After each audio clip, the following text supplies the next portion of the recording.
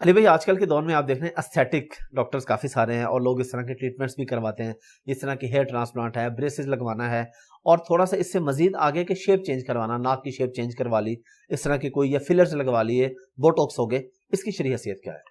قرآن حکیم میں اللہ تعالیٰ نے سورۃ النساء کے اندر شیطان کے حوالے سے ایک چیز کوٹ کی ہے کہ شیطان نے اللہ تعالیٰ سے کہا تھا وَلَآمُرَنَّهُمْ فَلَيُغَيِّرُنَّ خَلْقَ اللَّهِ، میں تیری مخلوق کو ابھاروں گا، وہ تیری بنائی ہوئی تخلیق کو بدلیں گے۔ تو یہ شیطانی عمل ہے تخلیق کو بدلنا، ٹھیک ہے، اس صورت میں جب آپ اوریجنل چیز کو بگاڑ رہے ہیں، ٹھیک ہے، لیکن اگر اوریجنل چیز کو آپ سنوار رہے ہیں، ٹھیک ہے، وہ اس کیٹیگری میں فال نہیں کرے گی۔ ٹھیک ہے، اور وہ چیزیں جو شریعت نے خود بتائی ہیں، جس طرح بخاری اور مسلم میں آیا کہ 5 چیزیں خود فطرت ہیں، حالانکہ فطرت کو بگاڑا جا رہا ہے۔ اس میں نبی اسلام نے فرمایا زیر ناف بالوں کا صاف کرنا، حالانکہ فطرت نے اگائے تھے، ہم صاف کر رہے ہیں، فطرت کو بدل رہے ہیں، لیکن یہاں فطرت کو بدلنا جو ہے وہ شریعت ہے اور یہ فطرت ہے۔ دوسرا بغلوں کے بال، اور تیسرا مونچھیں پست کرنا، اور چوتھا ناخن کاٹنا، اور 5واں ختنہ کرنا۔ اور حدیث کی ترتیب میں ختنہ کرنا پہلے نمبر کے اوپر ہے، وہ بھی ایک تخلیق کو بدلنا ہے، لیکن وہ حکم ہے شریعت کا۔ اچھا، صحیح مسلم میں حدیث ہے کہ نبی اسلام نے 40 دن کی مدت مقرر فرمائی ہے غیر ضروری بال اور ناخنوں کو کاٹنے کے لیے۔ یہ جو پبلک میں مشہور ہے کہ جی وہ چاول کے دانے کے برابر ہو جائے، یہ کوئی ایسی شرط نہیں ہے۔ 40 دن میں ایک دفعہ آپ کر لیں، بہتر یہ کہ آپ ہر جمعے والے دن غسل کے ساتھ ہی اسے کر لیں تو وہ ٹھیک ہے۔ تو یہ فطرت کو بدلنا یہاں پہ فطرت ہے، ٹھیک ہے۔ صحیح مسلم میں ایک اور چیز ایڈ کی گئی، اس میں الگ سے ایک حدیث ہے کہ 10 چیزیں فطرت سے، ان میں دانتوں کی صفائی کرنا، کلی کرنا، داڑھی بڑھانا بھی۔ لہذا داڑھی بڑھانا یہ فطرت ہے، مرد کو اللہ نے داڑھی دی ہے، عورت کو نہیں دی۔ اتنی داڑھی رکھنا جس طرح آپ نے رکھی ہوئی ہے جس سے چہرے کی کھال چھپ جائے، یہ مرد کے لیے سنت نہیں ہے، فرض ہے۔ فرض ہے، ہاں ٹھیک ہے۔ سنت تو داڑھی ہے مٹھی رکھنا، ٹھیک ہے۔ اگر کوئی رکھ لیتا ہے بہت اچھی بات ہے، لیکن کم از کم اتنی داڑھی جس طرح آپ نے رکھی ہے، شاید افریدی صاحب نے رکھی ہے، ہمارے کرکٹرز نے رکھی ہوئی ہے، کہ جس میں مرد و عورت کا فرق نظر آئے داڑھی کے اعتبار سے۔ ویسے تو مونچھوں سے بھی فرق آتا ہے، لیکن وہ اتنے حصے میں آتا ہے، پورے حصے میں۔ مونچھیں پس رکھنا یہ سنت ہے نبی اسلام کی، تابعین سے مونچھیں صاف کرنا بھی ثابت ہے، لیکن جو داڑھی والا معاملہ ہے یہ کریٹیکل ہے۔ اب آ جائیں آپ، یہ سارا آپ کے سامنے ڈاکٹرن کلیئر ہو، اب آ جائیں آپ بریسز کی طرف۔ ٹھیک ہے۔ بریسز میں اوریجنل دانت تو ایسے اگنے چاہیے جو اگے ہوئے ہیں، بالکل۔ ایک بندے کے نیچرلی ٹیڑھے اگائے تو اب اسے سیدھا کرنا فطرت ہے، ٹھیک ہے۔ سیدھوں کو ٹیڑھا کرنا یہ فطرت کو بگاڑنا ہے۔ آپ کو میں حیران کن حدیث بتاؤں، سنن نبی داؤد کے اندر ایک صحابی کی جنگ میں ناک کٹ گئی، نبی اسلام نے حکم دیا کہ چاندی کی ناک لگاؤ، انہوں نے چاندی کی ناک لگائی، ظاہر ناک کے بغیر تو انسان کی خوبصورتی نہیں ہے، اس میں بدبو پڑ گئی۔ پھر نبی اسلام نے حکم دیا کہ سونے کی ناک لگاؤ، سونا مرد کے لیے حرام ہے، لیکن ایک طرف حرام دوسری طرف ناک کٹ گئی، تو اس ناک کو بحال کرنے کے لیے اس حرام کام کی بھی اجازت دے دی، کہا سونے کی ناک لگاؤ تاکہ یہ فطرت ہے وہ مکمل نظر آئے۔ اب اگر کوئی شخص یہ کہتا ہے کہ جی میرا ناک جو ہے وہ فطرت سے ہٹ گیا، اس فطرت کو کون ڈیفائن کرے گا؟ آپ کا ناک جو ہے وہ چائنیز اور اس سائڈ کے جو لوگ ہیں ان کی طرح ہے، میرا جو ہے وہ ایشینز کی طرح کا ہے۔ اچھا، چائنا میں یہ والا ناک جو ہے وہ امریکنز کے ناک کو بڑی چونچ اور بڑا برا شمار کرتے ہیں۔ ہمارے ہاں جس عورت کا ناک جو ہے وہ پچکا ہوا، وہ کہتے ہیں یار یہ تو بالکل پھینی ہے، ناک تو ذرا سامنے ہونا چاہیے۔ ہر بندے کا سوچنے کا زاویہ ڈفرینٹ ہے۔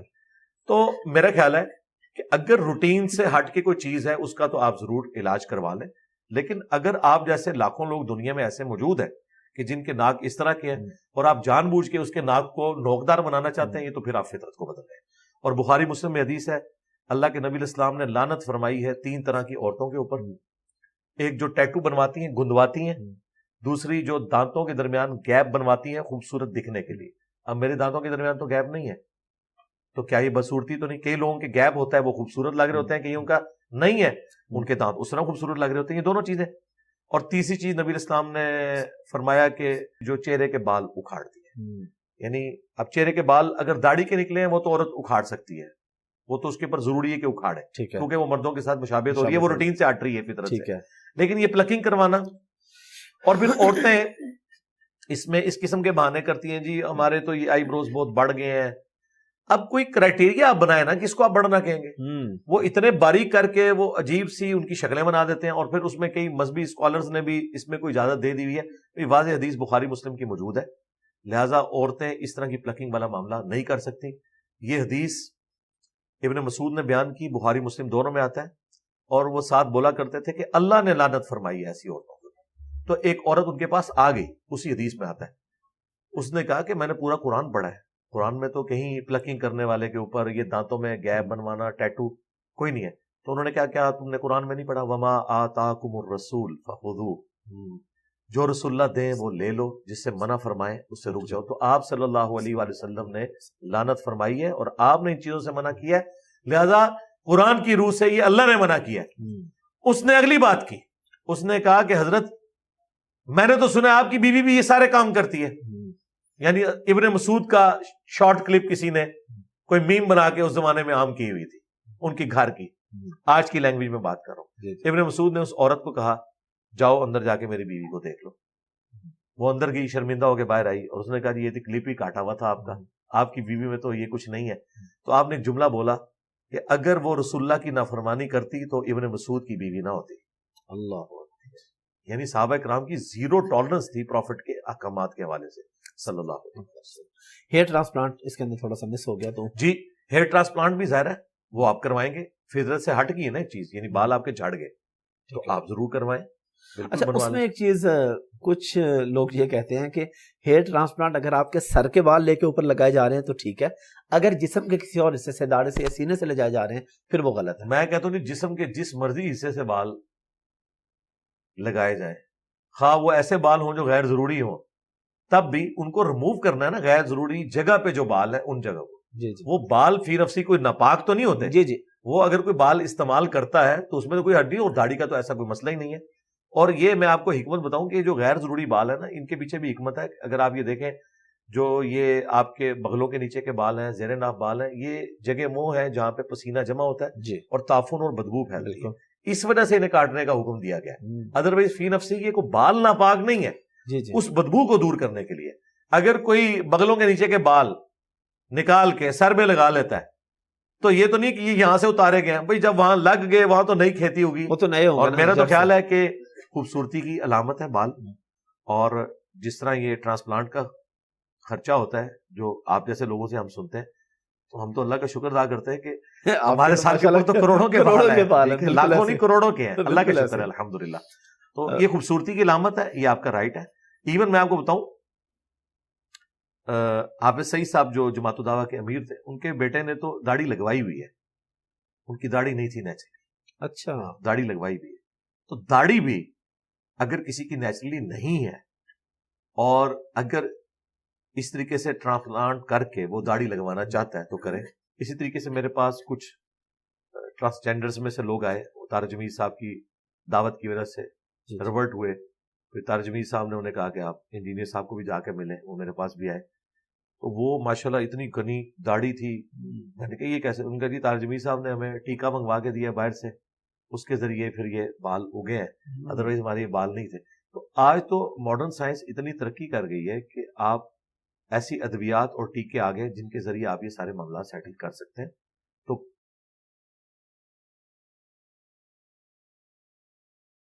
کرنے چاہیے. میں تو کہتا ہوں جن کے بال نہیں وہ لگوائیں، خوبصورتی کی علامت ہے. اللہ نے ایویں تو نہیں اگائے ہوئے، بالکل ہونا چاہیے. اسی ایریا کا آخری کوشچن، رنگ گورا کرنے کے لیے انجیکشن لگواتی ہیں لڑکیاں، لڑکے بھی لگواتے ہیں یا ٹیبلٹس کھاتے ہیں، اس کی کیا شرعی حیثیت ہے؟ میں نے تو اس کا انجام جو ہے وہ تباہی دیکھا ہے جی. جن لوگوں نے کیا ہے وقتی طور پہ تو وہ مسئلہ ایڈریس ہو جاتا ہے، لیکن وقت گزرنے کے ساتھ ساتھ پھر چہرہ بگڑنا شروع ہو جاتا ہے. اگر میڈیکل سائنس یہ انشور کر دے تجربات کے بعد کہ اس کے کوئی سائیڈ ایفیکٹ نہیں ہے اور کسی کو کوئی فرق نہیں پڑے گا تو ٹھیک ہے، آپ کا رائٹ ہے، آپ کر لیں. یہ کوئی شکل بگاڑنا نہیں ہے. اگر کوئی نیچرلی سانولا تھا تو یہ اس کا رائٹ ہے کہ وہ اپنے فیس کو صاف کرنا چاہتا ہے. اگر کسی کو کوئی دانے نکل آئے ہیں تو اس کی بھی ٹریٹمنٹ کروا سکتا ہے، لیکن وہ انسانوں والی ٹریٹمنٹ ہو. ایسی ٹریٹمنٹ نہیں ہونی چاہیے کہ وہ اپنے چہرے کا کلر جو ہے وہ کر لیتا ہے، پرپل کلر کر لیتا ہے. تو پھر ہم کہیں گے بھائی کیا یہ کون سے مخلوق تم بن گئے ہو. چلو سفید اور سیاہ کا تو فرق ہے. جی اگر کوئی کرنا چاہتا ہے اس میں شرعی اعتبار سے ہمارے نزدیک اس کے اوپر کوئی گرفت نہیں ہوگی. یہ نیچر کو بگاڑنا اس لیے نہیں ہوگا کہ نیچر میں سفید کلر والے لوگ بھی ہوتے ہیں, ٹھیک ہے, اس میں کوئی ایسا معاملہ نہیں کہ جس کے اوپر کوئی فتویٰ لگایا جا سکے. لیکن سبجیکٹڈ ٹو وہ ساری سائنٹیفک چیزیں, ان کا بھی خیال رکھنا ہے. کیونکہ یہاں تو ہم نے دیکھا ہے بعض لوگوں نے دانتوں کا ٹریٹمنٹ کروایا, اس کے بعد اس کا سینسٹیوٹی لیول بڑھ گیا. ویسے تو جو عام ٹریٹمنٹ ہے وہ تو ریگولرلی آپ کو کروانا چاہیے, لیکن یہ جو عجیب و غریب قسم کے کیمیکلز اور منجن لوگ گاڑیوں میں بیچ رہے ہوتے ہیں, بسز کے اندر, وہ لوگ لگاتے ہیں, وقتی طور پہ تو سفید ہو جاتا ہے اور بعد میں پوری زندگی کے لیے مصیبت کھڑی ہو جاتی ہے. لہٰذا میڈیکل سائنس جب تک پورے وثوق کے ساتھ کسی چیز کو اسٹیبلش نہ کرے, آپ اس میں آگے نہ بڑھیں. علوم دو ہی ہیں, ایک ریویلڈ نالج ہے جو قرآن و سنت کا علم ہے وہی کے ذریعے, دوسرا ایکوائرڈ نالج, وہ اللہ تعالیٰ نے ڈیفینٹ ایک اپنے فعل کے ذریعے اس کا اظہار کیا ہے, فزیکل فینومینا آف نیچر. اور یہ انسان نے جو ترقی کی ہے اسی نیچر سے ہی چیزیں حاصل کی ہیں نا. آج ہم نے بیماریوں کے اوپر قابو پا لیا ہے. آپ کو حیرانگی ہوگی اگلے زمانوں میں لوگوں کی عمریں اتنی نہیں ہوا کرتی تھی. یہ ہمیں مشہور ہے کہ فلاں جو ہے 100 سال کا, وہ کوئی ہزاروں میں ایک بندہ ہوتا تھا. زیادہ تر لوگ بلو 50 ایکسپائر ہو جاتے تھے. کئی تو ایسی تہذیبیں ہیں جن کی عمریں 35 سے 40 کے درمیان ہوا کرتی تھی. یہ انسانی ہسٹری میں حضرت نوح علیہ السلام کی جو ایک ایکسیپشن ہے وہ بھی ان کی ذات کے حوالے سے آئی ہے. یہ نہیں کہ اس زمانے میں ساروں کی عمریں اتنی ہوتی تھی. انسانی ہسٹری میں سب سے زیادہ عمریں اگر ہیں تو ابھی یہ میڈیکل سائنس کی برکت سے ہم نے بیماریوں پہ قابو پایا ہے, تو اس ایرا کے اندر ہے. پہلے لوگوں کی اتنی عمریں نہیں ہوا کرتی تھی. آپ پرانے بادشاہوں کی بھی عمریں دیکھیں, تھوڑی تھوڑی عمروں میں اتنے اتنے کام کر کے چلے گئے. بچپن سے ان کی ٹریننگ آپ دیکھیں گے, 22 سال کی عمر میں یہ کر لیا. سکندر اعظم کی کتنی عمر تھی؟ 33 سال. آپ مسلمانوں کے بڑے بڑے حکمرانوں کو دیکھیں, سب بلو 50, میجورٹی بلو 50 فوت ہو گئے. میں اکثر یعنی یہ کتابوں میں ہسٹری کی پڑھتا تھا کہ جی بنو عباس اور بنو امیہ کے حکمران ایک مجلس میں پورا پورا بچڑا بھنا ہوا کھا جاتے تھے. ٹھیک ہے, میں حیران ہوتا تھا کہ یار ان کو ہارٹ فیل کیوں نہیں ہوتا تھا. پھر ایک دن میں نے ورکنگ کی کہ میں ان کی عمریں تو دیکھوں, تو وہی ہوا. ان کے تو ہارٹ فیل ہوئے ہیں 40 سال کی عمر میں, 45 سال کی عمر میں. اتنا جو وہ کھاتے تھے, چربی چڑھتی تھی, تو یہی کچھ, تو عمریں ان کی کوئی زیادہ نہیں ہوتی تھی. یہ تو آج سائنس کی برکت سے ہمارے اندر تھوڑی سی اویئرنیس آئی ہے, ہم اپنی خوراک کا خیال رکھتے ہیں, پھر بیماریوں کے اوپر قابو پا لیا. پہلے لوگوں کے اگر 10 بچے ہوتے تھے تو 2 بچتے تھے. انس ابن مالک کے بارے میں بخاری مسلم میں آیا کہ 100 سے زیادہ میں اپنے بچے دفنا چکا ہوں. جی, ان کی عمر 100 سال ہوئی تھی اور ان کے پوتے پوتیاں بھی بہت زیادہ ہوئی تھی. تو 100 سے زیادہ وہ کہتے ہیں میں نے اپنی اولاد میں سے بچے پوتے اور پوتیاں دفنائی ہیں. اتنی اتنی لوگوں کی اولاد ہوتی تھی. کیوں؟ 10 بچے ہوتے تھے 2 زندہ بچتے تھے, بچپن میں فوت ہو جاتے تھے. یہ تو آج ہمارے پاس ویکسین اور یہ بیماریوں کے علاج آ گئے ہیں, اور آج انسانیت کو پتہ چل گیا کہ ہم نے کس طریقے سے بلڈ کو دیکھنا ہے, بلڈ گروپس ہیں, یہ ساری چیزیں, یہ ساری سائنس کی بات ہے. علی بھائی